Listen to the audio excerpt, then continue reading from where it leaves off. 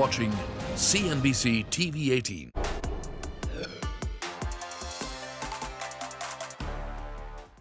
Hello and welcome to Startup Street. I'm Shruti Mishra and I have with me Ritu Singh. These are the top headlines from the startup space.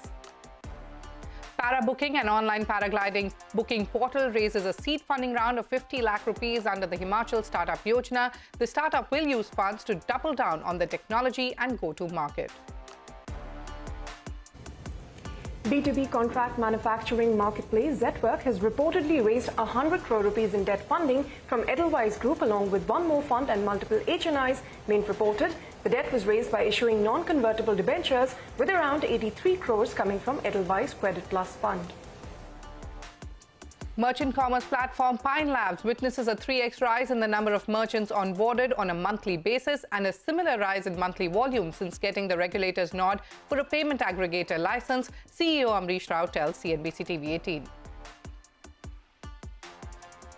Meta continues to see a strong trend towards women entrepreneurs using its apps in India over the last 3 years. About 73% of Instagram business accounts that self-identify as a woman-owned business were set up in the last 3 years in India.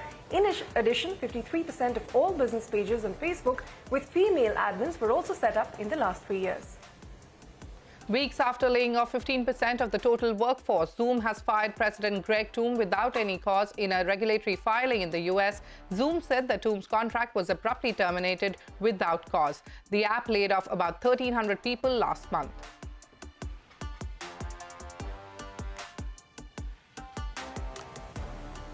Well, fintech unicorn Pine Labs says it has seen a 3 times rise in both transaction volumes and the number of merchants onboarded on a monthly basis since getting RBI's nod for a payment aggregator license about 6 months ago. I caught up with the CEO Amrish Rao earlier and asked him about the fintech's next big bet, its IPO plans and a lot more. Have a look. I think there's a bigger wave which is coming through on the online side of the business. So online side, if you remember, we used to go to one checkout page, put in your card, complete the transaction. Now what we are getting to see is a completely new set of consumers who want to get to online payments. The second piece is this whole wave around bill payments and BBPS. That is just fantastic. Today, we are now become the second largest BBPS transaction processing company in India. We've also growing very quickly on the online payment side, where we are totally getting to about $1 billion of payment volumes monthly. For plural? For plural. Only in the online space. So while Pine Labs has been known for the terminal at a Reliance or a D-Mart or a Chroma, we are also doing the same even in the online space now. Okay, let me get specific with the businesses. So firstly, between all of these various models that you have within Pine Labs, and you're generating 200 million plus of revenues, where is each, which segment is driving growth and what is the largest contributor? What would Pine Labs want to be known for? In payments, we want to do offline, online, but we also want to be on the consumer side when it comes to issuing of cards or issuing of handles, because that's very important. How do you close the loop between the merchant and the consumer? In your $200 million plus revenue, could you give us a segmental breakup of what is the highest contributor, what is the least? So we have now got to a fairly diversified position. So right now, less than 30% of my revenues comes out of the classic terminal business of ours. Almost getting to about 20% of our revenues coming from the global market. See, one of the things which we have to remember is India is way ahead when it comes to payment services. All happened in the last 5 years. We think our technology is relevant in the Southeast Asian markets, also in the Middle Eastern markets. So in Southeast Asia, we have a significant presence. We almost have about 100 plus people in Southeast Asia now investing into Middle East too.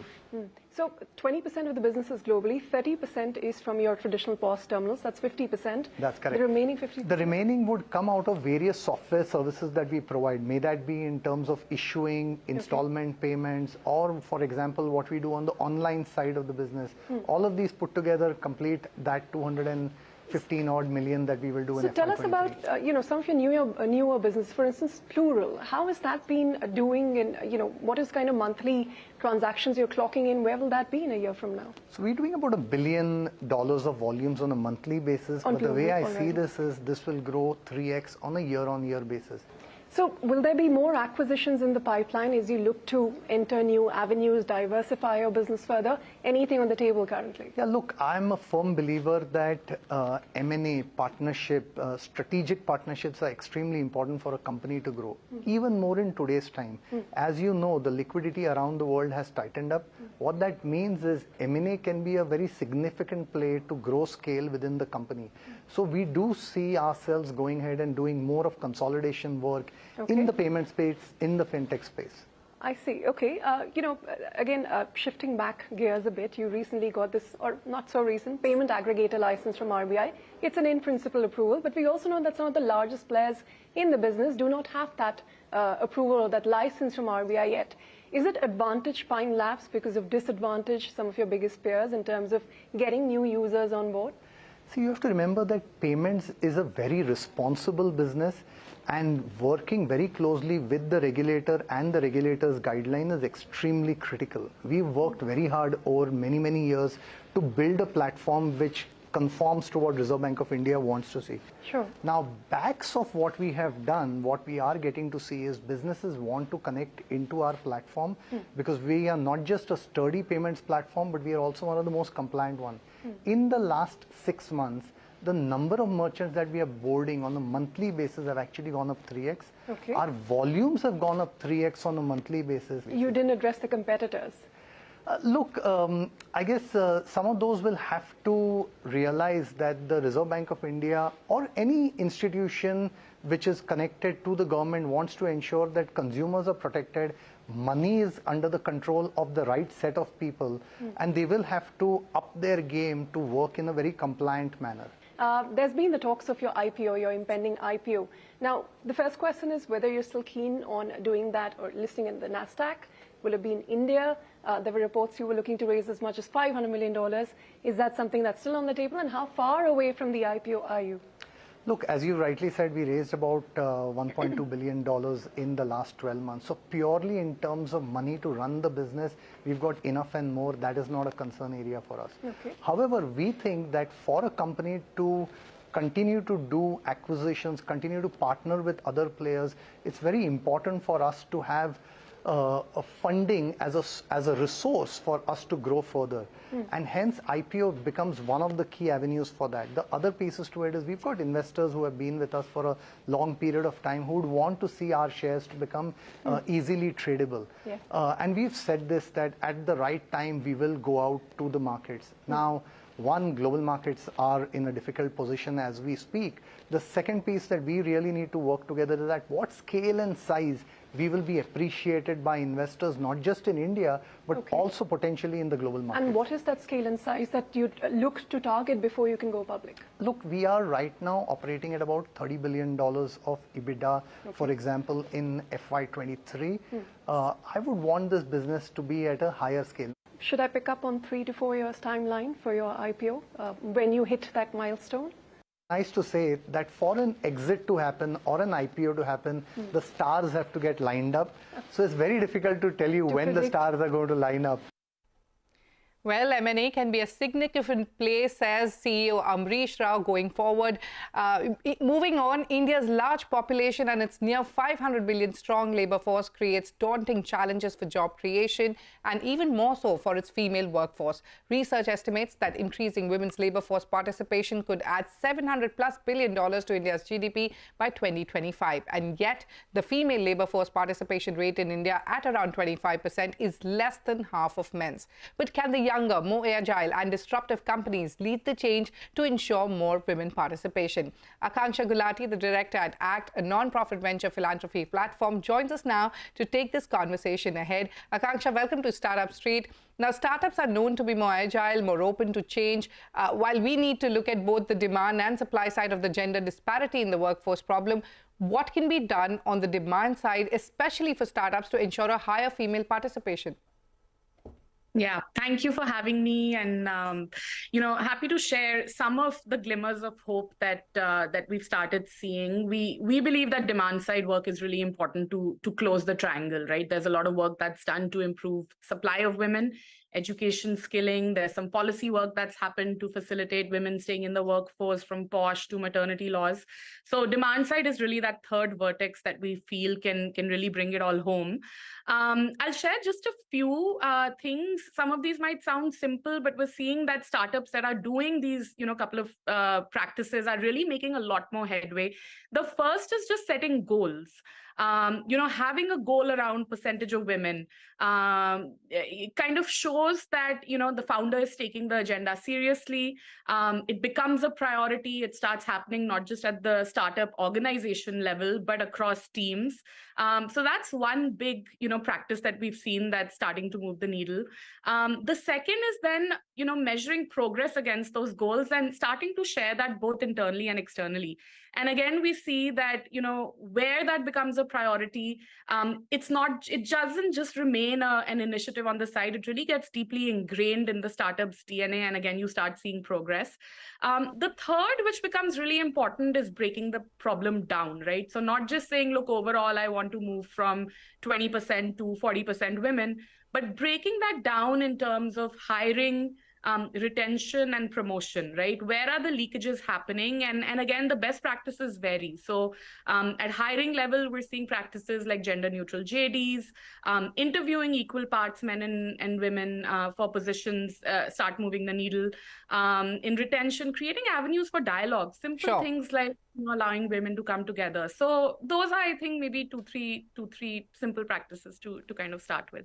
All right. So would you say that these are some of the best practices that legacy companies too can adopt from startups, in this area? Would you want to add anything more? Yeah, I mean, 100%. You have to realize that startups, typically 0 to 10, they're still early, they're nascent. And while we do think it's really important to, make this a part of your DNA from the get-go, more mature companies actually have more resources at their disposal. So I think all of these best practices we feel are highly replicable, and hopefully there's enough, kind of room for all organizations, but also that desire that we're starting to see go up to do this. Maybe the last other practice that I'll add is, always also thinking of kind of inverting the pyramid, right? So while there's, leakages at all different levels, sometimes we find just prioritizing senior leadership, really kind of taking care of the women that you do have in the system, and not mentoring. We often hear now that women are over-mentored but under-sponsored.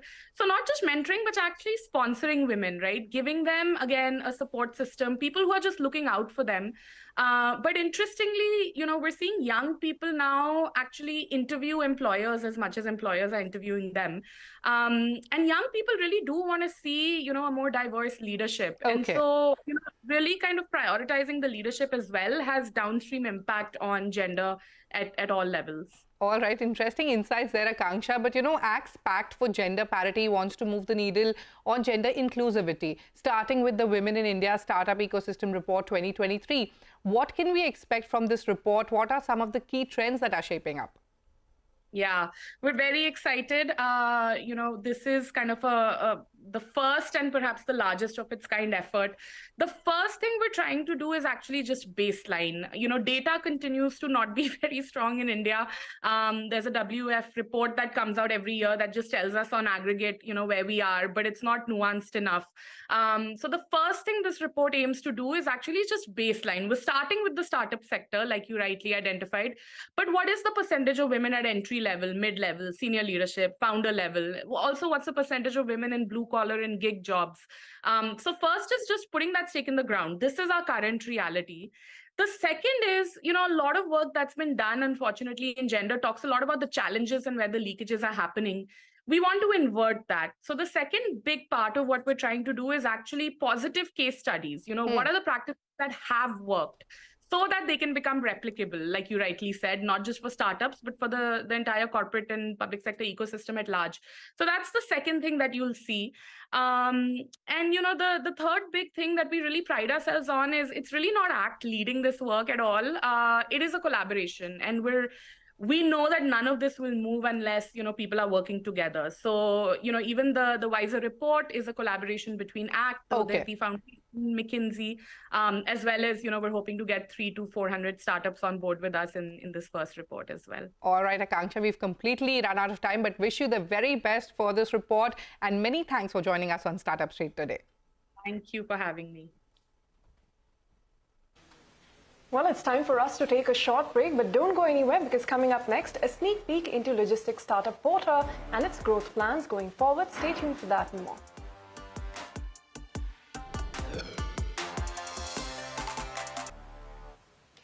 Welcome back to Startup Street. Now today we're going to take you to Porter's office in Mumbai, where my colleague Arundhati Ramanan finds out what it takes to run a logistics business. Take a look. Moving homes is not only an expensive affair, but it's also a tedious one, and technology today has become an integral part of the relocation and logistics industry. Bengaluru-based Porter does exactly that and more, and allows businesses and individuals to book on-demand vehicles to solve all of their intercity needs. Now, it started in 2014. The company last raised funds in 2021, about 750 crore rupees, and is backed by the likes of Sequoia Capital and Tiger Global, and is now looking to expand into Tier 2 cities as well. I'm right now at one of Porter's offices to understand and discuss their expansion plans, their growth blueprint, and what's next for the company.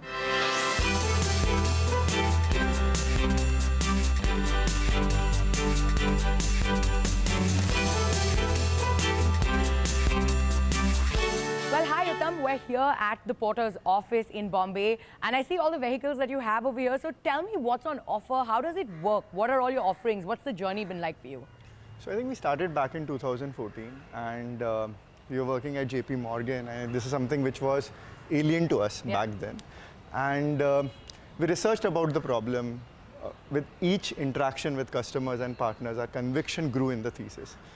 To us, I think it appealed like a holistic problem where the market opportunity was large. Back then, it was 10 to 12 billion market, which would have doubled by now. Right.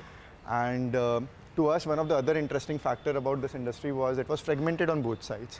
So we thought that a tech solution could actually solve this problem. And there was also social impact associated to this because these are intra-city truckers. I think it took us 3 years to figure out the right product market fit on this. Once we figured that out, we expanded to various categories, which included smaller and larger vehicle form factors. In COVID, we started two-wheeler, house shifting. So I think these are the set of offerings which we have today.